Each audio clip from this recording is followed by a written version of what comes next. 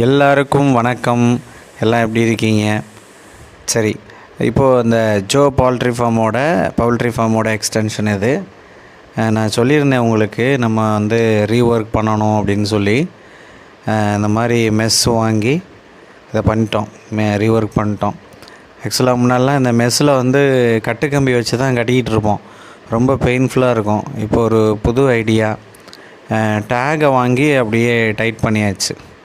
அது எங்கெங்கெல்லாம் எஸ்கேப் ஆகும், அதாவது பெரிய கோழிங்கள் வந்து இந்த ஓட்டைகளில், சைடு ஓட்டைகளில் எஸ்கேப் ஆகாது. நம்ம குஞ்சுகள் அதில் விட்டோம்னா கண்டிப்பாக அது எஸ்கேப் ஆகும். அது எதுக்கு நம்ம அப்படின்னு சொல்லிட்டு, இது வந்து கொட்டகையோட நார்த் சைடு. அந்த சைடில் இதை கிட்டத்தட்ட ஒரு 12 அடி மெஸ்ஸை வச்சு அழகாக டேகை வச்சு ஃபுல்லாக கவர் பண்ணியாச்சு. அந்த கார்னர் இப்போ காமிக்கிறேன் பாருங்கள். அதை பாருங்கள், அந்த கார்னரில் எவ்வளோ பெரிய ஹோல், அதெல்லாம் வந்து அழகாக மெஸ்ஸை வச்சு கவர் பண்ணியாச்சு. இனிமேல் அது எஸ்கேப் ஆக வாய்ப்பே இல்லை. ஆமாம், இது இல்லாமல் இந்த பாருங்கள், இந்த டேக் வச்சு இப்படி டைட் பண்ணிக்கணும் நீங்கள். அப்போ உங்களுக்கு ஒர்க்கு ஈஸியாக முடியும். கம்பியை வெட்டி இதெல்லாம் பெயின்ஃபுல். இதில் ஏதாவது அணில், இந்த எலி, இது வேறு மிருகங்கள் எதுவும் வந்துடக்கூடாதுன்னு இதுலேயும் கொஞ்சம் வலையை கட் பண்ணி வச்சாச்சு. வச்சுட்டு தென் இதுதான் நம்ம கொட்டையோட ஃபுல் அமைப்பு. இது வந்து நம்ம மூங்கில் தட்டி பண்ணியிருந்தோம். அது சைடில் கொஞ்சம் கேப் இருந்துச்சு. ஏன்னா அந்த சைடு வந்து ரொம்ப சாய்வாக கூரை போட்டாங்க. அதனால் வேறு வழி இல்லை, இது இப்படி அடைச்சாச்சு சிம்பிளாக. இது ஈஸி மெத்தடு. உங்களுக்கு இதுலேயும் டேகு போட்டு டைட் பண்ணியாச்சு. தென் அடுத்த நாள் காலை கொஞ்சம் கொஞ்சமாக மணலை மேலே ஏற்றிட்டு வந்தாச்சு. மணலை ஏற்றிட்டு வந்து என் பொண்ணோட கொஞ்சம் எனக்கு ஹெல்ப் பண்ணுறா. மணல் நிறைய ஏற்றிட்டு வர முடியாது, ஏன்னா 2 மாடி இது. அதனால் அதாவது இப்போதைக்கு மணல் போடுவோம். இதோட ரிசல்ட் எப்படி இருக்குதுன்னு பார்த்துட்டு அதுக்கப்புறம் அந்த தேங்காய் நார் போடுவோமா இல்லை என்னன்னு சொல்லி பார்ப்போம். மணல் நம்மகிட்ட அவைலபிளாக இருந்துச்சு வீட்டில், அதனால் கொண்டு வந்து மணலை கொட்டியாச்சு. சரி, இதை அப்படியே பரப்பி விடுவோம் அப்போது அப்படின்ட்டு. இது நம்மகிட்ட மூங்கில் தட்டைகள் நிறையா இருந்துச்சு.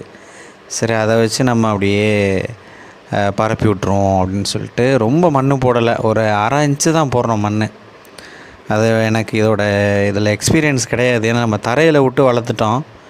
சரி பார்ப்போம் அப்படின்னு, இதில் ஒரு அனுபவம் கற்றுப்போம் அப்படின்னு சொல்லிட்டு. இப்போது my daughter also helping me. சரி, ஃபுல்லாக பரப்பியாச்சு, மணலை பரப்பியாச்சு. இன்னும் ஒரு 3 சாக்கு மணல் தேவைப்படுது. அதையும் எடுத்துகிட்டு வந்து அவ்வளோதான், முடிஞ்ச அளவுக்கு பரப்பியாச்சு. ஓகே, இதில் எக்ஸ்பீரியன்ஸ் இருக்கவங்க சொல்லுங்கள் எனக்கு, இதில் என்ன போட்டால் கொஞ்சம் லைஃப் வரும், ரொம்ப நாளைக்கு இதை டச் பண்ணாமல் இருக்கலாம் அப்படின்றவங்க சொல்லுங்கள். அடுத்த சட்டி மண் எடுத்து வந்தாச்சு, 2 சாக்கு மண். அதையும் கொட்டி நானே வீடியோ எடுக்கிற மாதிரி ஆயிடுச்சு. அதனால் சாக்கை வச்சுட்டு கேமராவை ஆன் பண்ணி தென் மறுபடியும் நம்மளே பண்ணுற மாதிரி ஆயிடுச்சு. ஓகே, இப்போது மணலை அள்ளி போட்டுட்டு அடுத்து நம்ம கோழிகள், சோனாலி கோழிகள் அடல்ட் வாங்கி வச்சுருக்கோம். அதை நம்ம வந்து இப்போ ரிலீஸ் பண்ண போகிறோம். அதையும் பாருங்கள், கோழிகள் எப்படி எத்தனைன்னு சொல்லிட்டு எவ்வளோ பண்ணுறோன்னு. நமக்கு வந்து இந்த கொட்டகைக்கே வந்து நிறைய செலவாயிடுச்சு இந்த மாதம். அதனால் கோழிகள் வந்து ஒரே 10 கோழிகள் தான் வாங்கியிருக்கேன். அதுவும் இப்போ தான் இந்த சோனாலி கோழிகள் வந்து தமிழ்நாட்டில் ஸ்ப்ரெட் ஆகிட்டுருக்கு. அதை அடல்ட்டை வாங்குறதுக்கு நான் ரொம்ப கஷ்டப்பட்டேன். எனக்கு இது அவ்வளோ சீக்கிரம் கிடைக்கல அடல்ட்டு. ஆமாம், இப்போ பாருங்கள், அந்த கோழிகளை ரிலீஸ் பண்ணுறேன் பாருங்கள். இதுதான் அந்த சோனாலி வெரைட்டி, எப்படி இருக்குதுன்னு பாருங்கள். இதுதான் இந்த கோழிகள் சொல்கிறாங்க, கிட்டத்தட்ட ஒரு வருஷத்துக்கு 240 வரையும் முட்டை போடும் அப்படின்றாங்க. அது மட்டும் இல்லை, இந்த கோழிகளை நான் இந்த இடத்துல இந்த கோழிகளை நான் ஒரு 150 கோழிகள் கூட வச்சுக்கலாம். நெக்ஸ்ட் மந்த்து கண்டிப்பாக நான் வாங்கி விடுவேன். அதையும் நான் உங்களுக்கு அப்டேட் பண்ணுறேன். இப்போ ஒரு 10 கோழிகள் இதில் வாங்கி விட்டுருக்கேன். இது வந்து இதில் என்ன ஸ்பெஷல்னு கேட்டிங்கன்னா, இந்த கோழி வந்து இந்த அசில் கிராஸு, இந்த பண்ணை கோழிகள் இதெல்லாம் பார்த்திங்கன்னா இந்த மாதிரி பண்ணை முறையில் ரொம்ப நெருக்கமாக வச்சு வளர்க்கும்போது மூக்கு வெட்டி வளர்ப்பாங்க. ஆனால் இந்த கோழிகள் மட்டும் எவ்வளோ நெருக்கமாக இருந்தாலும் ஒன்று கொத்திக்காது. அதுதான் அதோட பெரிய அட்வான்டேஜ். ப்ளஸ் இதோட எக்கு, இந்த கோழிகளை நீங்கள் பக்கத்தில் நான் கொண்டு போய் காமிக்கிறேன் பாருங்கள் கேமராவை. இது அப்படியே இது நாட்டுக்கோழிகள் தான். ஆனால் இது நம்ம நாட்டோட நாட்டுக்கோழி கிடையாது. இது வந்து என்ன சொல்கிறாங்கன்னா எகிப்தோட ஃபயோமிஸ் கோழிக்கும் ப்ளஸ் அமெரிக்காவோட ஒரு கோழின்னு சொல்கிறாங்க. சில பேர் பங்களாதேஷோட ஒரு கோழி அப்படின்றாங்க. இது ரெண்டும் மிக்ஸ் ஆகி வந்த ப்ரீடு தான் இந்த சோனாலி கோழி அப்படின்றாங்க.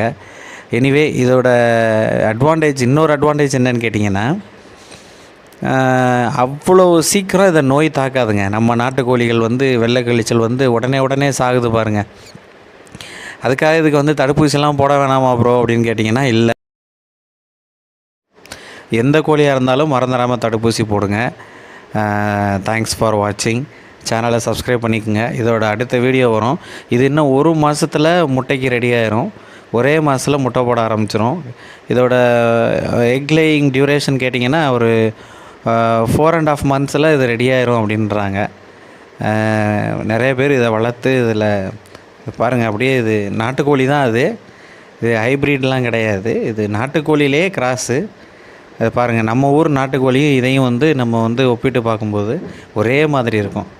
தேங்க்யூ. தேங்க்ஸ் ஃபார் வாட்சிங்.